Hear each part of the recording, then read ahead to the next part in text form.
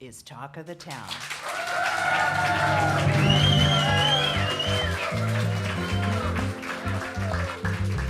Sarasota County has one of the oldest demographics in the country, with over a third of its population over the age of 65. What does that mean for your quality of life if you're a young person living in this community? What are the passions, peeves, and pleasures of our local millennials and Gen Z members? And what would they like us to know about them and about their vision for our community and for the world? All this and more as we take a look at what matters most to a group of Sarasota residents whose voices are often overshadowed on today's Talk of the Town, a WSLR News Roundtable. Woo-hoo-hoo. Good morning. We're coming to you from the Fogartyville Community Media and Arts Center in Sarasota in front of a live audience, and this is our weekly roundtable, Talk of the Town. I'm your host, Carrie Seidman, and I'm really excited and honored to have the panel that I have today of Gen Z and millennial members of our community.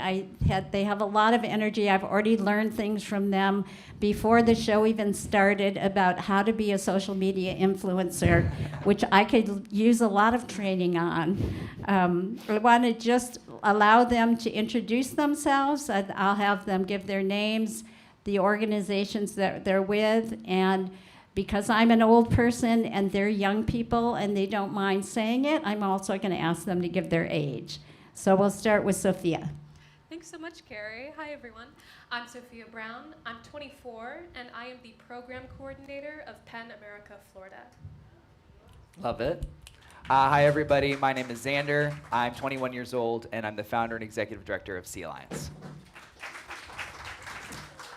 My name is Olivia D'Amico, and I'm the founder and executive director of the Friendly City Foundation in Manatee County. We're Bradenton people. Yay! Yes. And I'm, I guess, the older on here, and I'm 32. Honey, you're not the oldest I'm one not at the this oldest. table. I'm the older. I'm really excited to talk to all of our panelists today, but I thought maybe we'd all take a minute because I'm looking out over my audience here, and I think that most of you are a lot closer to my age than to their age. So I want us all to just think back to that time in our lives when we were in our early 20s. I'm not sure what you all were doing. I was working at my first job in Los Angeles as the first female sports writer on the sports staff of the Los Angeles Herald-Examiner. And the biggest concerns in my life were, would the other guys on the staff accept me? Would my boyfriend, who hated the West Coast, agree to stay there? And what kind of life I was going to have on the meager amount of pay I was making. So I was anything but civic and community-minded. I'm embarrassed to say that I don't even think that I registered to vote in local elections. So I know, it's shameful. It really makes me embarrassed to admit that. Obviously, my guests today have a much bigger mindset. They are all doing things in our community that are helping be more responsive to their peers and also to the entire community. So I'm going to ask them to take a minute, each of them, and talk about the organizations that they either founded or joined after college, and tell us what kind of work they're doing right now. Sophia, let's start with you. You're a new college graduate, correct? I am, that's right. I attended New College. Thank you. I attended New College from 2019 to 2023, so I still consider myself a recent graduate. But now I work for Penn America, which is a national nonprofit that we'd like to say sits at the intersection of literature and human rights. We focus really on First Amendment issues and protecting the right to read. Primarily here in Florida, that means pushing back against book bans. And with that being said, I, again, am the program coordinator of the Florida office, which is located in Miami and was founded about 2 years ago. And I began working for them shortly after graduating. But that's really what we focus on, Florida issues around free speech, primarily book bans, Florida legislation, that kind of thing. And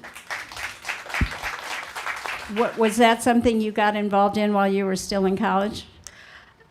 Everything that happened at New College definitely led me to that path of caring about free speech and free expression in Florida. I was actually a student journalist at New College.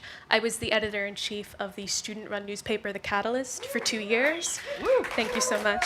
And I actually told a fib. After graduating, I didn't go straight to Pan America. I, for a time, was a reporter here at WSLR News, which I'm very proud to admit. I thought there might be a little connection between New College and what you were doing now. Just A little connection, a wild I guess. guess. A wild guess. Xander.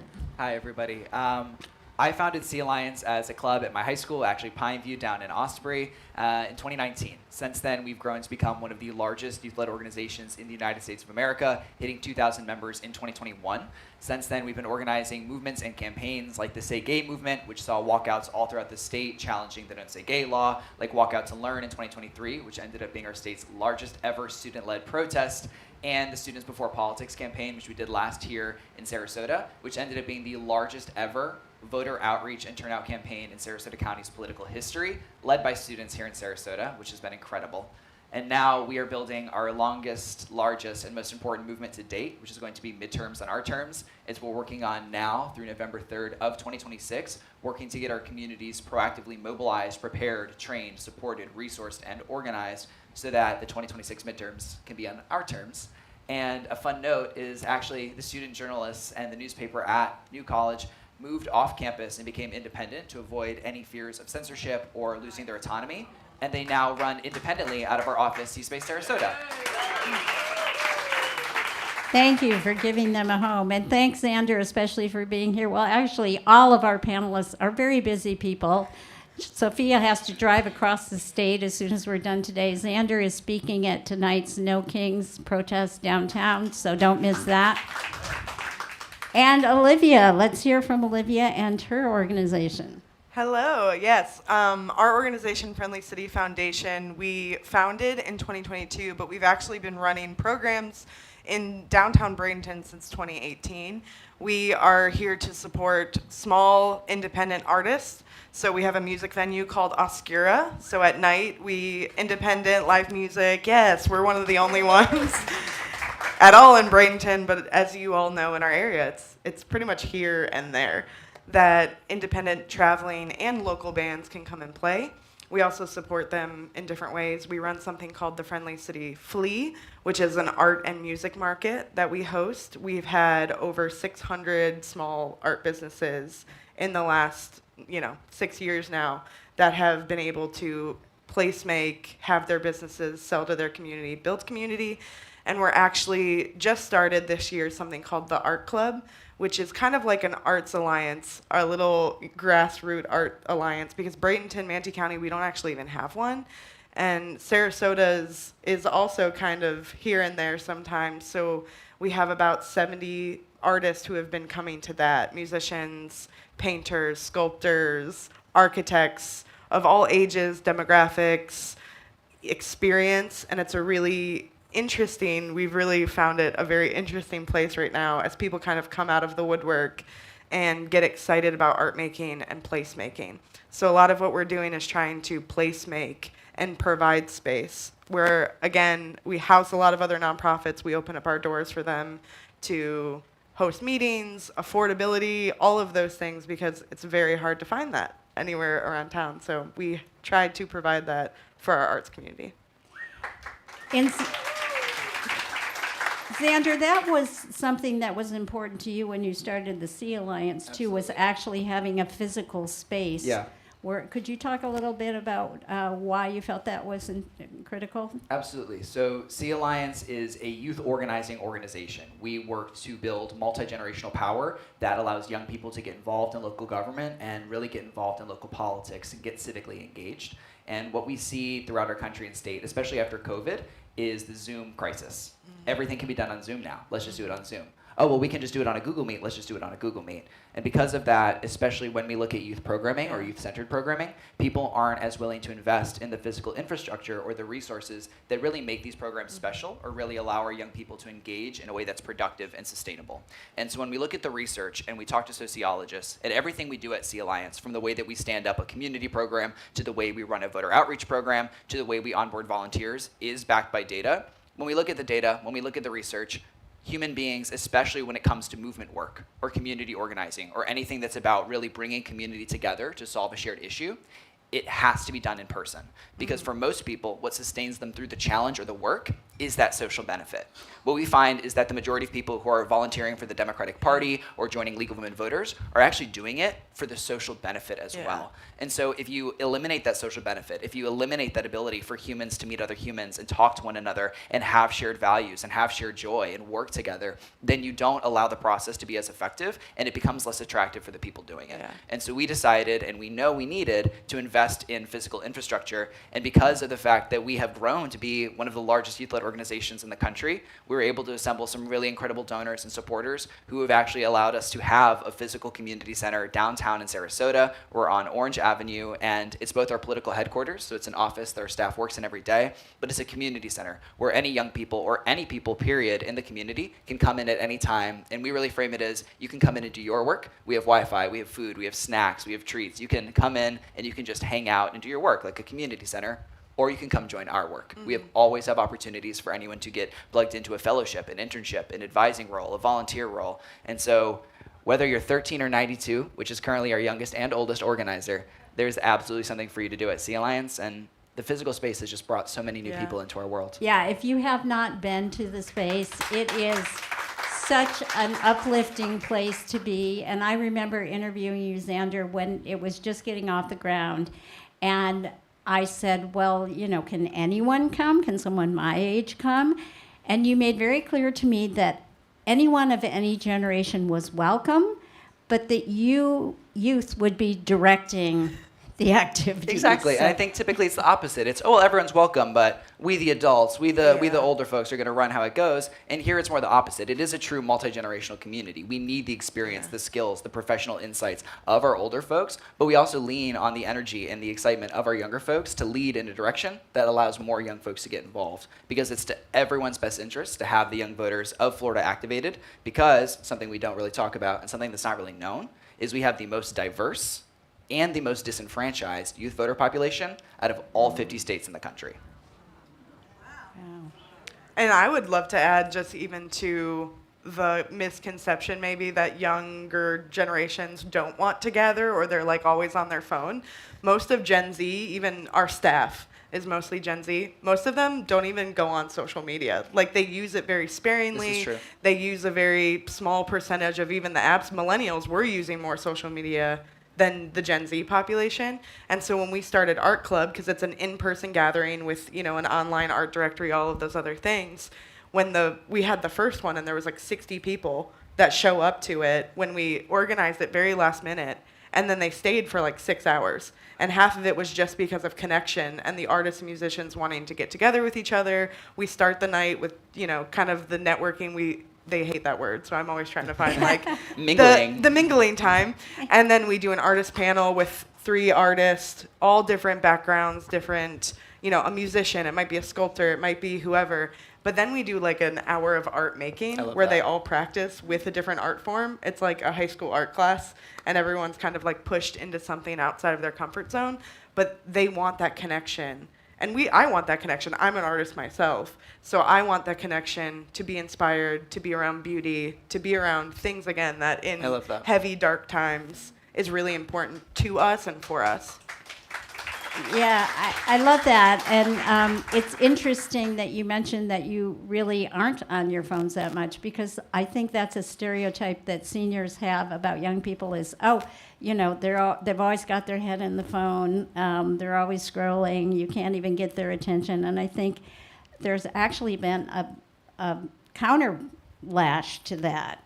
There's actually new research that's really interesting and exciting that young people, particularly Gen Z, are nostalgic for a time they've never known. Yeah. Right, right. And so when you see like, oh my gosh, I want vinyl, it's like you have it on your phone. Why on earth would you want a vinyl? Everyone I know has a vinyl collection. We have a vinyl collection at C-Space Sarasota. Yeah. It's really about leaning into those real life experiences and having human connection. And so when we actually do polls and focus groups throughout the state of Florida to better understand the people we're working with and better understand how we get young people to show up to the polls, to get involved with politics, to run for office, to really lean into these things. And we find that young people everywhere are craving third space. So a place that's not home, a place that's not work, a place that they don't have an immediate obligation or responsibility, a place to just exist, and it can't be online. Yeah. It can't be online. Right.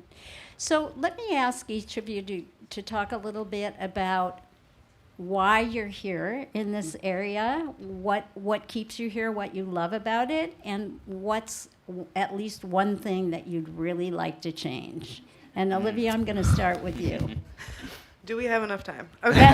I am said at least one. You yeah, can, you I'll can say go one. there. I'm a Manatee County resident my whole life. I've never really even lived out. I've like same little area, kind of East Bradenton, which is not Lakewood Ranch, the old East Bradenton kind of area. I went to high school at Brain River High School. I went to State College of Florida. I stayed here and did my undergrad and my master's degree all in our community. And I have just always really loved this area, and I've always worked in the creative fields. Even I worked as a long time as a pastor at lots of churches around here, but I was always in a creative field within church work and community work. So that's always been something that has been on my radar, and what I've loved is our community. And so when we started these projects, I was driving to all these other cities to do art things. I was driving to St. Pete or to Tampa to go to sell my work, to even, engage with other people's music or art. And even growing up, when I grew up, even in Sarasota, I was even in classical kind of more art. I was in a vocal performance, all of these different things when I was at SCF.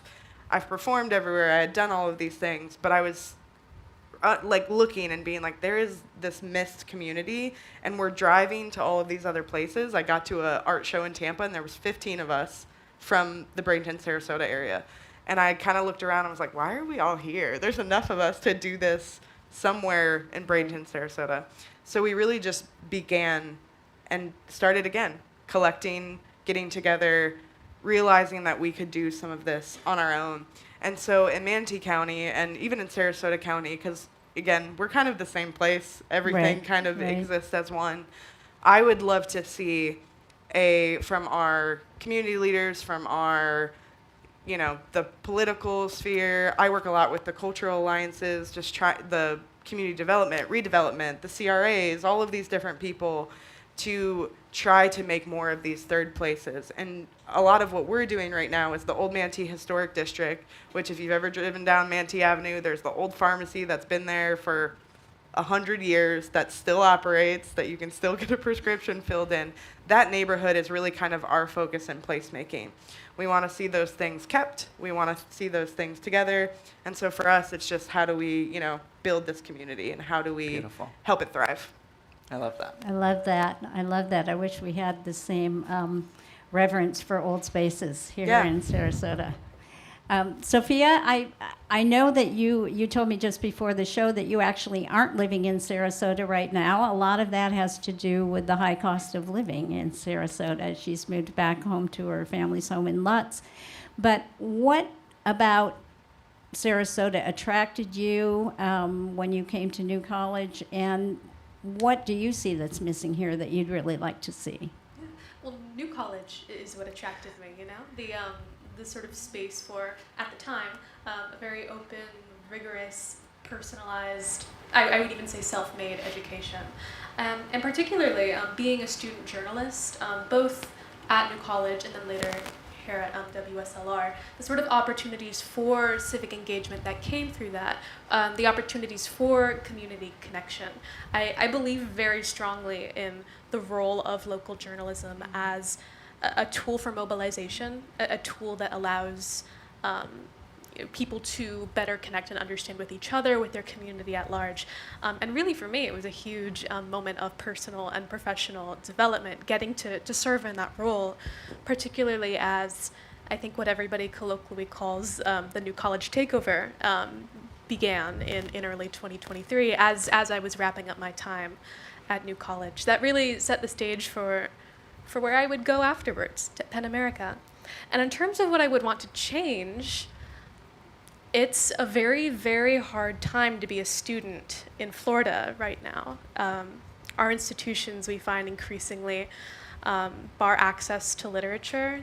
They want to shutter resources and anything that could arguably be related to DEI. They sort of breed these environments of fear and of censorship. I can't imagine I can't imagine being younger than I am now and trying to pick a college in state. I don't think I would. And so when our school systems, when our education systems are under attack in the way that they are, and when these institutions fail us, something that I want to see, and I think Sarasota is already a few steps ahead, our area is with the two of you, but I also want to see more of those third spaces that continue to open these opportunities for Black and brown Floridians, for queer Floridians, to sort of fill those gaps where our educational institutions are failing because they themselves are being attacked. Right. New College was such a massive resource for me in that sense. I say constantly, it was what made me realize I liked going to school and I liked learning. And when those resources fall to the wayside, it's people like you two that I think we can turn to. Hang on one second, Xander. We're going to come back to you. This is WSLR's Talk of the Town, and I'm your host, Carrie Seidman. We've been hearing from Xander Moritz of the Sea Alliance, Olivia D'Amico of the Friendly City Foundation, and Sophia Brown of Penn America. We're going to take a quick break here for a little comic relief with one of our creative community service announcements, and then we'll be back with more from our panel. Come one, come all to the Sarasota Bayfront Fire Sale. Secure your purple piece of history. The city of Sarasota has begun holding an Everything Must Go auction for lavender-colored chunks of the soon-to-be-demolished Van Wezel Performing Arts Hall. All rubble must be cleared before the next storm surge carries everything out to sea. For more information, contact the City of Sarasota Historical Devastation Committee at demolishsrq.gov. Oh boy. Oh, gosh. Yay, I love this. Wow, Never wow, heard wow. that before. That was a contribution from the WSLR news staff and announced by our general manager, Jesse Coleman, who does he not have the most perfect old-time radio voice? Yeah, that was perfect. That was amazing. That was perfect. I'm changed. So we'll come back to our conversation with our young adults from the community, and we were just getting to Xander sharing with us why he chose to come back to Sarasota and what he sees missing here that he'd really like to change.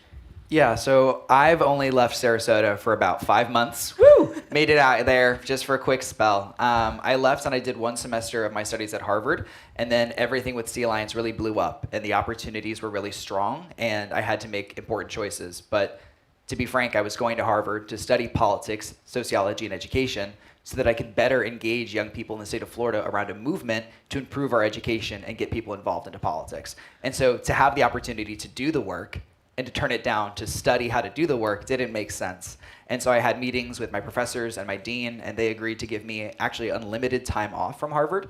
And so I just check in every semester, let them know when I'm coming back, and I was able to return to Sarasota and really stand up the Sea Alliance. So just as a quick timeline, our focus is to build power for young people. And when I say that, some people are like, okay, like strength training, like you guys go to the gym? No. And some people are like, okay, this is a takeover. No. Power is really, just at the most simple definition, the ability to create the change you want to see, to create the outcome you want to see.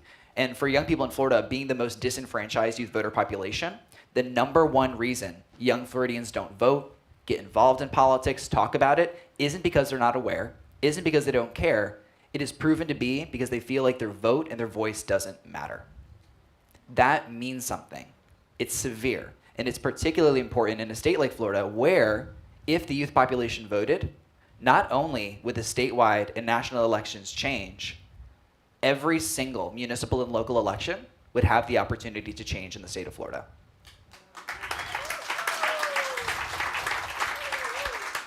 There's not just a pocket of young people in Miami and Orlando and nowhere else. Our state has a huge youth population, and they're currently being excluded from the politics. And so that was the mission of Sea Alliance. I transitioned from Manatee County Public Schools to Sarasota County Public Schools, and it was a huge difference in my quality of education. And it was the privilege and the attention that my parents put to the education that allowed that to happen for me. And I immediately had what I didn't know how to define as survivor's guilt. I was like, my friends deserve this. Why am I getting this? Where are my friends? This is insane. We went from sharing books amongst the classrooms to having an active panel in every classroom. What is happening? And at the same time, Governor DeSantis was starting to politicize education and trying to define himself as the governor of education. And so I didn't really know it, but I was both having a personal awakening and a political awakening at the same time. And that's why I founded Sea Alliance, was to get more young people involved in trying to figure out what we could do. Because I went to the Democratic Party, and quite frankly, they said that I could do phone calls, I could stamp a couple things, but there was no opportunity for me to lead a project. No opportunity for me to lead a campaign. My ideas, yeah, check back in 45 years. And that wasn't inspiring for me to hear. And it really, I mean, it sounds childish, but it hurt my feelings. It kind of killed my spirit for a second. I was just like, oh my gosh, like, is there really nothing I can do? I feel like there has to be something I can do. And we did a quick lecture start across the state. And in literally a year and a half, we grew from 24 friends to 2,000 community organizers. And we were working around everything: climate projects, reproductive justice, Black Lives Matter protests, queer and trans rights drives. We're doing everything we can. And when the Don't Say Gay bill arrived, we were like, okay, that's it. Because we'd become established as the Social Equity Through Education Alliance. And this bill would very clearly and very directly destroy social equity through education. And so we decided this is what we're going to rally around. And since then, we've organized in large coalition campaigns and movements. So that was the Say Gay campaign, which we activated 20,000 high schoolers throughout Florida. Then the next year, we did Walk Out to Learn, which was the largest student-led protest. And then we started running our data projects, which led us to 2024, where we started focusing on school board organizing. Because what we found with data projects is that school board organizing in red states is the most effective way to get young people voting in all elections and to transition power in a community across all forms of government. And so school board organizing isn't just important for public education, it's important for civically activating an entire community. We tested this last year. We saw a record turnout in Sarasota. And now with midterms on our terms, we're gonna be rolling this throughout the state and country. And I'm really excited. And that's why I'm staying here in Sarasota. And if I could change one thing specifically, it would be having our Sarasota County School Board host 2 meetings a month again, instead of having it cut down to 1. It is an incredible disservice to a community that gives so much to its public schools. Olivia, let me ask you, what is the biggest obstacle that you run into in trying to further your work? I mean, it may be money is the simple answer to that, or it may be something structural, but you know, what do you run up against that is makes it difficult to do what you want to do? Yeah, I mean, funding for the arts is also on the table and getting cut. And we saw that in a huge way, I know, in Sarasota and Manatee County, among the creative partners. So that's all of, you know, here, the Opera House, the Players, all of the different community arts and culture organizations got really freaked out this past year as Florida funding to the arts got slashed. And so we see that in a huge way in our external community. So everyone's holding back. The government is giving money in different ways to the cultural partners, the city, the county. Everyone is kind of, they're even a little nervous. Some of the, like the visitors bureaus who give out a lot of our cultural tax dollars to us as organizations, they're actually a little worried too about how do we get these things funded, because everyone knows if the arts and culture are thriving in your community, usually you have a thriving community where people feel freedom to share their work, to talk about hard things, because art is protest. It's always political. And if art is being done well, it's standing in the borderlands of what we think, what's happening politically, and it's helping, you know, create that movement and create that change along with what you guys are talking about. And if art gets censored, then usually there's a huge problem happening. It's the first thing that we can see when, you know, I go to a meeting or something and they say, well, yeah, we can have artists, but what are they going to say? Which happens a lot. I almost have that meeting. Like, I'll have that a few times a month where someone in a position of power asks me what the artists are going to be singing about, painting about, you know. And we have a lot of punk rock shows that happen at our venue, and a lot of young people who are forming this punk rock kind of culture coming back. And they are saying things, and they are They are making statements. And so I think that's a big one, because for us, that's a part of funding that can dry up. So we really rely on private donorship and really rely on people, because at any time, those government funds or those other larger funds can, because of a governor or because of county commissioners, can get ripped out from under us. Right. So that's a huge thing in any art culture in both of our counties, because we deal with a lot of the same things. Sophia, let me ask you, what do you hate that older people say about your Dang. generation? And what a would you beautiful like question. them to know about the reality? Oh, wow. Goodness. This has already been touched on a little bit in our conversation, but I do think sort of a continued perception of Gen Z, of younger people, is this kind of political apathy or this disengagement.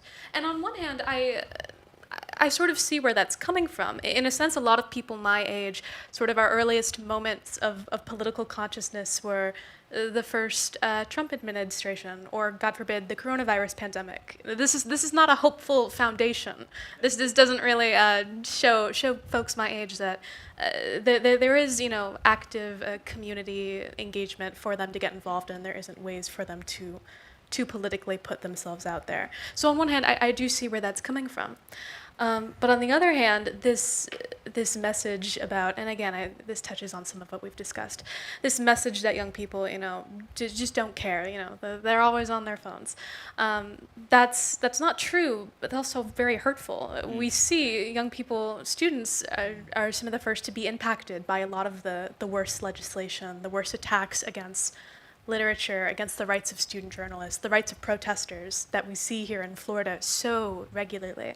There's a reason everybody calls Florida, the blueprint state, ground zero. As goes Florida, so goes the nation, We see that here constantly, and it's something that resonates a lot with my peers here in Florida. I think especially to my time at New College and how many young people I know left the state as soon as they could. That experience broke them at New College, living through that Xandra and takeover. Olivia, I saw you both react to that question too, so let me put it to you as well. What do you hate that seniors say about You go first. your generation? I would say it's frustrating when young people don't vote. Can you raise your hand if you agree with that? Like, that's Yeah. frustrating. That's a bummer. We can't yell at them and be like, "You're dumb. You don't vote. Do you guys not understand how much power you're losing by not voting? What's wrong with Of course they understand, and something that's true just by the fact is that all of us now are closer to how politics is discussed on our phones than to how it functions in its government structures. And so if you're a 15-year-old who's never been to the county commission, never been to the legislature, doesn't even know what a legislature looks like, and all you see on your phone all day long is like, DeSantis owns the state. It's a swamp full of racists. Let's just cut Florida off from the country. Let it sink away. Ha ha ha. Florida sucks. Or you read about the elections. It's going to be a big dark red crimson tidal wave. You're like, okay, great. I'm not going to vote because there are millions of people here. My one vote doesn't matter. Why on earth would I vote? And that's another reason, school board plug, the school board elections are so important, is because most school board elections see between 5 and 10% voter turnout. That's insanity. Yeah. And what we see is there are dozens of school districts such that if just one marching band at one high school turned out to vote, the entire board could be flipped. And so once you show that opportunity to a young person, they understand why their vote and their voice matters. They see it directly applied to their lives and to their context. And then the magic is once you get someone voting, they never stop voting. They never just vote in that local election. They vote in the bigger and more important ones too, and they keep going. And so I would say instead of just insulting or assuming that our young people don't care or don't think or are dumb or are lazy, ask, okay, if this is so important, and they probably have some understanding that things are not okay, what would cause them to not see the importance of their self and of their voice and then intervene in that equation? Because there are lots of problems, but they're not centered around apathy or a lack of education. It's centered around a lack of support and honestly hopeless greater communication. Well, that's a great takeoff for my next question, which is, how many of you, and I want people in the audience and listening to think about this too, how many of you have a relationship with someone, a regular conversational relationship with someone who is several generations removed from you, and is not a relative or a parent or a grandchild? And how do we start to make those connections? Olivia? Yeah, I would say I sit in a lot of Manatee County Chamber meetings. I sit on the board for the Small Business Alliance. I'm the youngest one in that room. I sit on the council for the redevelopment committee. I'm the youngest person in that room. And half the time I'm like, I draw pictures. Like, I'm the artist, business owner who, half of the things we're doing, we're like, should we plan a night where we have, this style of music and we'll do all these decorations? Sometimes what we do feels a little silly because it's joyful and fun. But I'm sitting in these rooms and I have started to build, a lot of those people are Gen Xers or they're boomers who are sitting in those seats of power. Our mayor, the head of our CRA, all of these different, we've started to even, because again, we're in Bradenton and downtown, we have a lot of regulars who are in those demographics who actually now are turning out to some of our, they'll come to one of our nights and be like, the energy here is crazy. And are they welcome? Did they feel? They are some of our favorite people. And they sit on different councils and they've been on city council and just different things. But that's, again, kind of like what you said, we welcome everyone. So we are going to be that safe place as much as we can. We're going to keep people engaged, age, demographics, income. And I think all of the things that we've kind of been talking about today is we want to make these spaces feel inclusive for whoever walks in the door. We want to make people connect to the younger generation. That's a lot of what we talk about in any of our art making, in any of our programming, is that we need that connection because we're all going to fail if it's not happening. No one's going to succeed if we're not learning from each other, if we're not, even the energy and the joy that comes from each other. Our baristas and some of our Gen Xers have the most interesting conversations I've ever heard. And they're talking about immigration. They're talking about queer and LGBTQ rights because a lot of our staff fall into that demographic. They're talking about all of these things, and I'm watching them each learn from each other and have some of the most beautiful and civil conversations where you might have someone who's been very conservative their whole life and sat in those seats, and some of our younger crowd who might be very liberal. But again, we are going to do what we can to create those environments. What's the attitude that seniors need to bring to those conversations? I mean, Sophia, what immediately turns you off if someone of an older generation tries to broach something with you? Oh gosh, that's hard to answer because a lot of my experiences with folks of older generations in this line of work are actually quite positive. Some of my greatest allies in sort of the grassroots space are folks who are parents or who have grandkids in public schools who are equally concerned about these issues. Something that would turn me off, I suppose older generations who, and I say this, I don't have personal experiences with anyone like this. They probably exist somewhere nebulously. But someone who thinks, oh, this isn't my problem. I'm older now. I'm no longer a student. I am no longer especially engaged in these issues. It's not really my problem. Leave it to the younger people. It's Gen Z who will save the world. That's not my problem. My time has passed.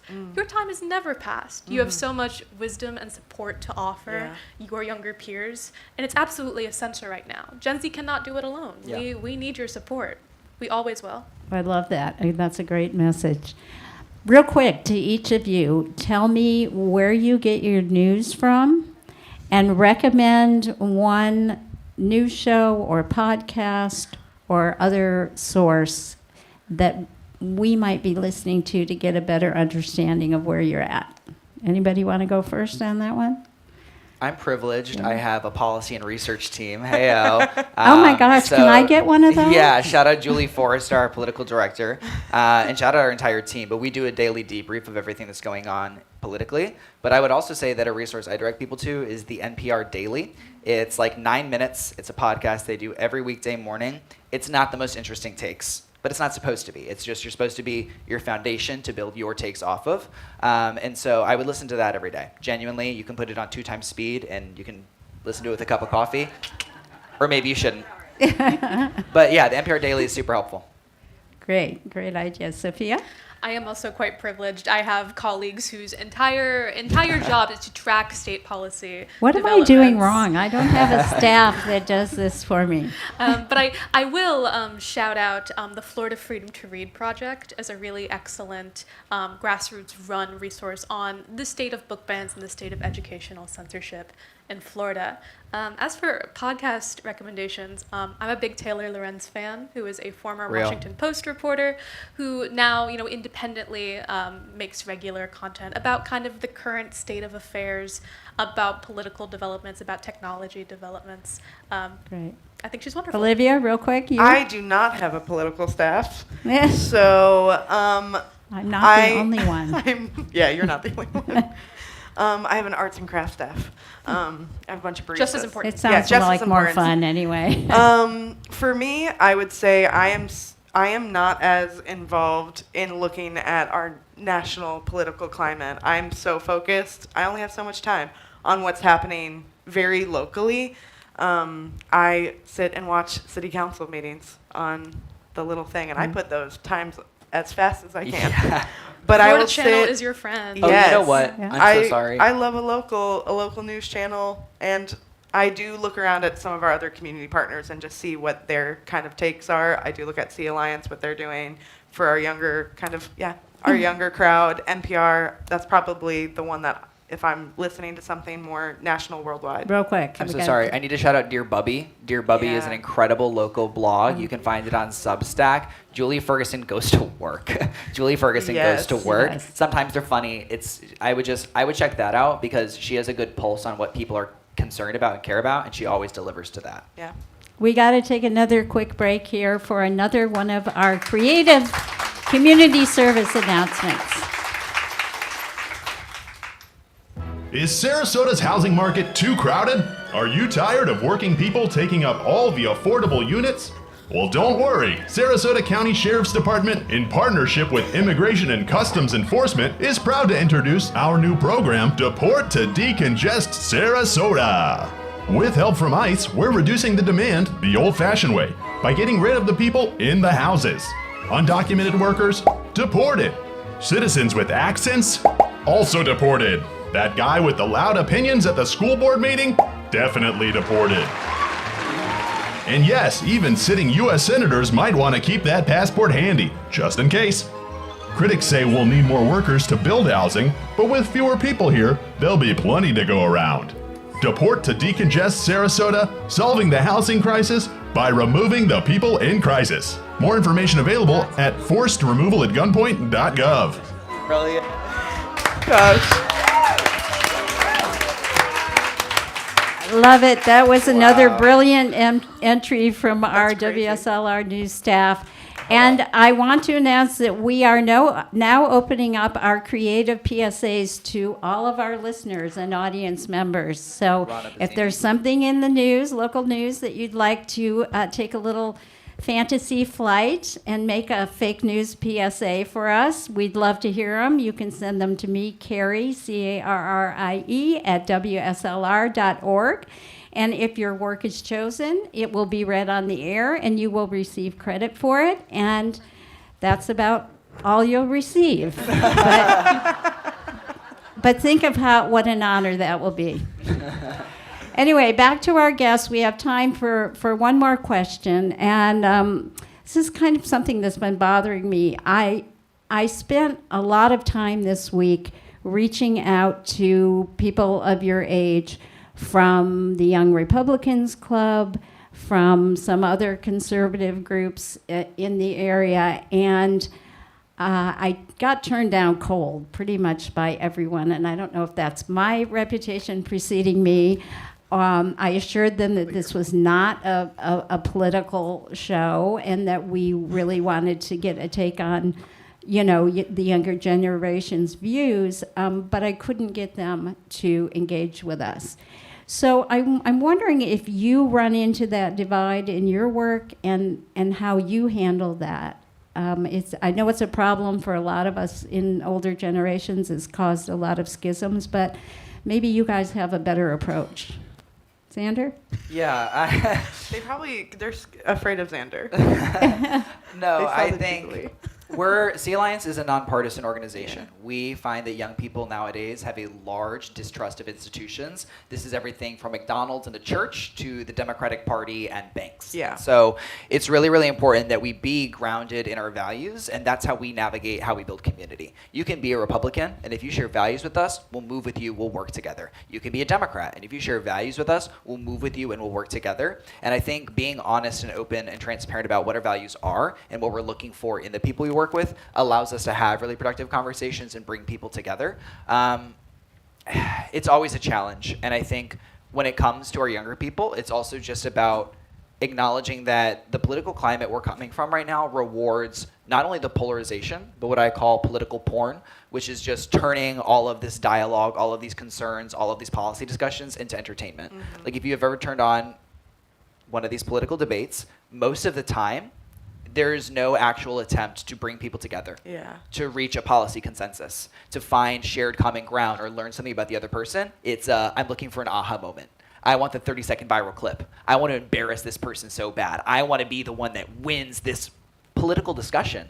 And that isn't productive. And I think it's created a culture where every conversation is about winning, coming out on top. Who has the biggest line? Who has the best moment here? And I think over time, it's just going to be showing and being transparent about the culture you're trying to build. Because at first, there's not a single Republican who showed up to Sea Alliance. No one. They're like, that's that gay kid, and they're all the liberals and the snowflakes.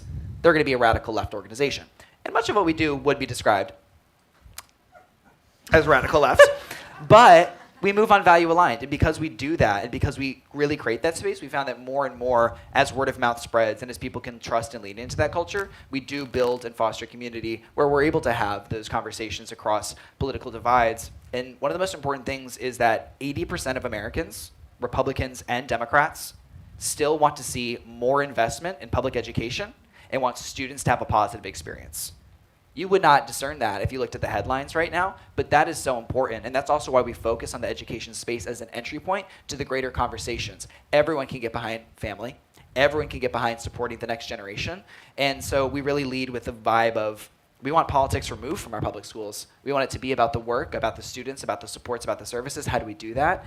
And once we start focusing on that, we're able to expand the conversations to county commission, city commission, state legislature, and it works really well. And so my call to action will be to anyone who has not got involved with Sea Alliance so far. I see many familiar faces. Head to seourpower.org, SEEOUR power.org, and sign up on the form. You might help us with social media. You might do administrative work. You might be on the front lines, going to school board meetings, organizing events and actions, and doing door knocking.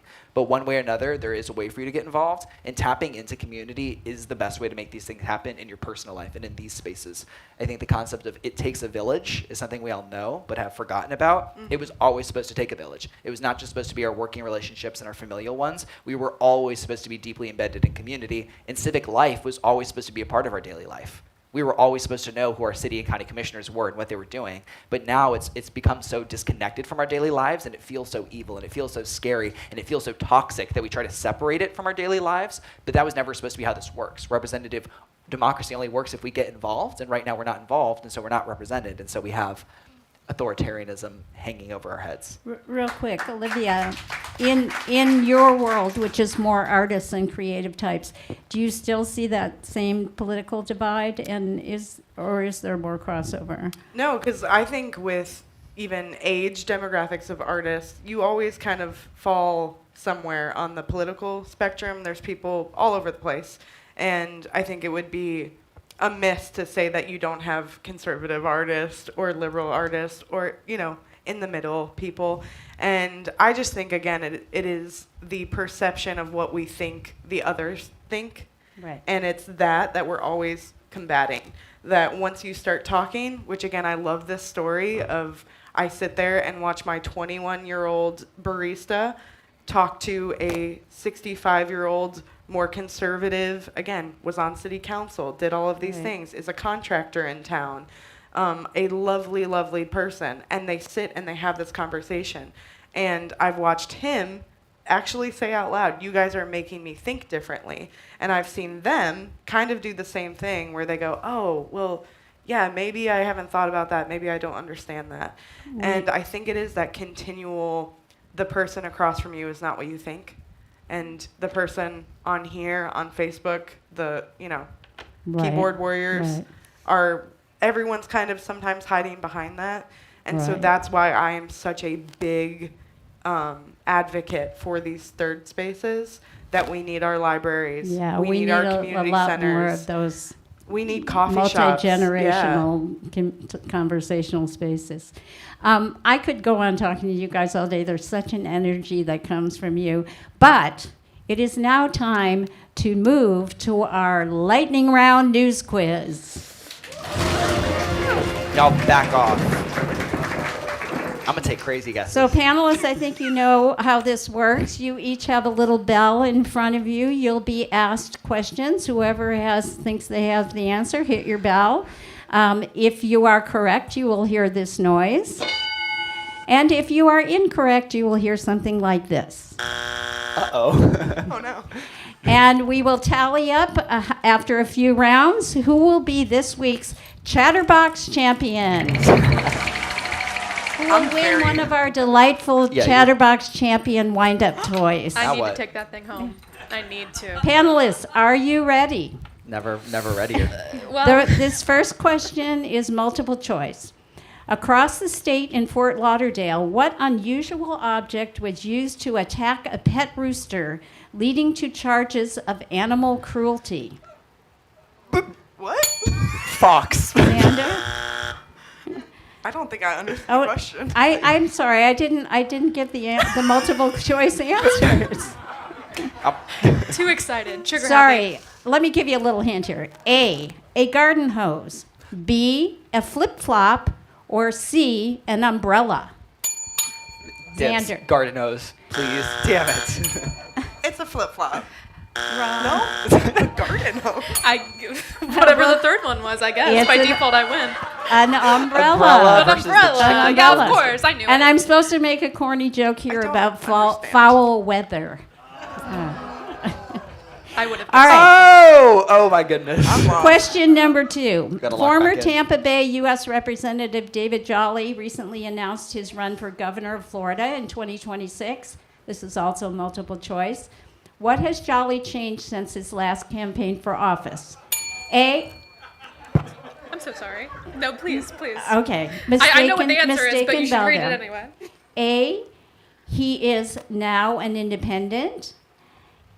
B. He is now a Democrat. Or C. He now prefers to use the pronoun they. He is now a Sophie. Democrat. He is now a Democrat. Correct. All right, that's 2 Have for to take her Sophia. out. You Take it guys home. got to get your Yeah. act together here. Yeah, I know. Good Lord. In It's a not her ca- fault. She's a professional nerd. This is not a multiple choice. This is a straight answer. In a counterpoint to DOGE efforts on the federal level, what did the Sarasota County Commission task staff with doing to further address flooding issues?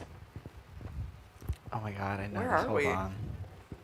What did they do? I literally read this in a Julie brief. Hold on. All right, your time is up. Tragic. They asked staff to research creating a whole new department solely devoted to stormwater management. Okay, yeah, I thought that's what it. Thank you. All right, next Good Lord. question.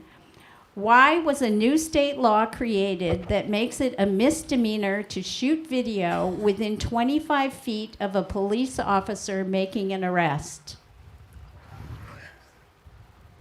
Anybody? Oh, is there a choice? Oh, Olivia? no, there's no choice. Probably something like, so there's no evidence, or like. Well, that may be the ulterior motive, yes. The That's actual wrong. answer is to avoid causing the police officer, quote, substantial emotional distress. Oh, That poor baby. no. Poor guy. And it's a misdemeanor that's punishable by 6 months in jail or a $500 fine. So I'd be watching when you're So just when get you're a shooting really those good videos. zoom lens. Yeah. All right.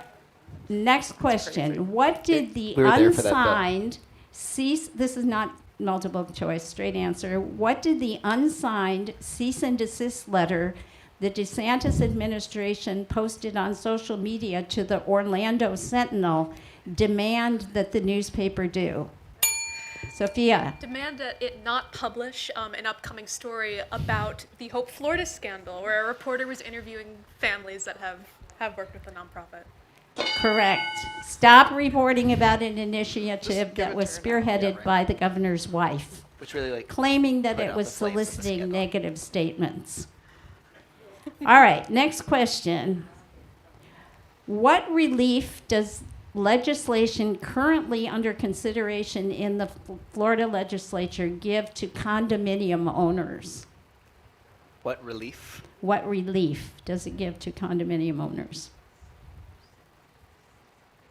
In the context of, Like I'm thinking like a tax hurricanes? break? Like yeah. Like mayy some hurricane? I'm I'm never literally going to guessing own a stuff. condominium. Yeah. I couldn't tell you. Insurance. Breaks.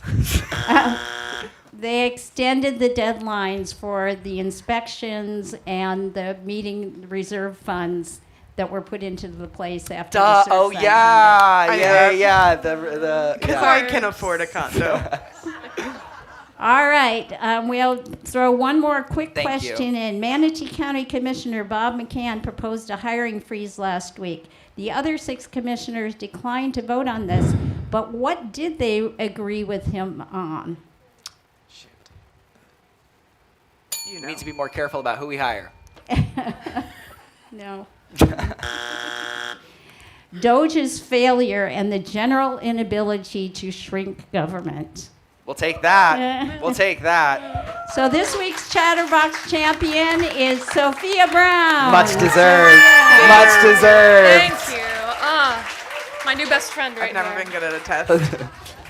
Never been just- good at a test. That brings I us tapped to on the out. end of this week's quiz. And thank you all to our panelists and for those of you who are playing along at home as well.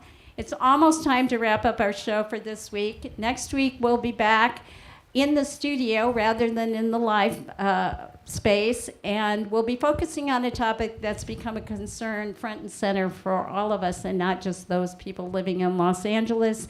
And that is our immigration and deportation practices that are going on. We're still confirming our panel for next week, but we do have one of the main immigration activists in the area, Junior Salazar, will be with us.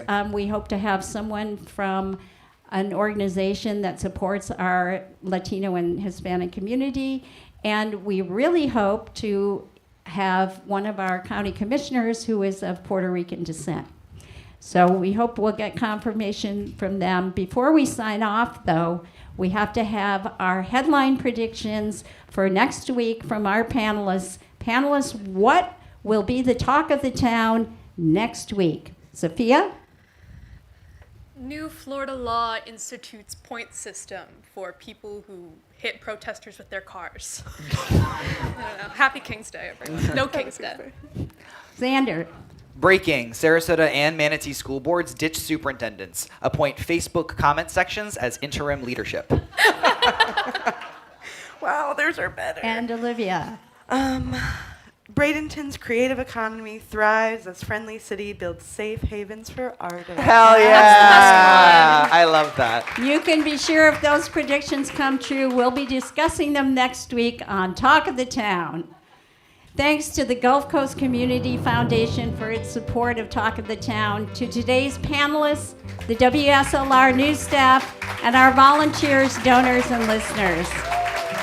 We have been heartened by the reaction to this new programming, but if you are willing, we have surveys on the tables for our audience members to leave us some feedback. We're a work in progress, and we really want to make this serve the community well. If you're a listener and you want to send in your suggestions or comments or critiques, send them to Carrie@WSLR.org. And don't forget also to send in your fabulous fake PSAs and questions for our lightning round quiz in the future.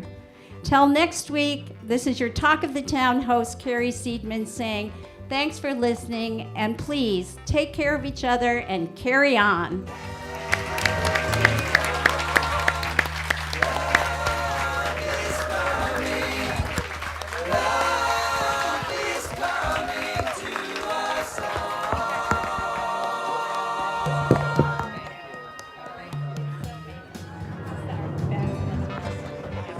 That's very nice. It's so much fun. Yeah, that's super fun. It's so cute. Yes. I love it.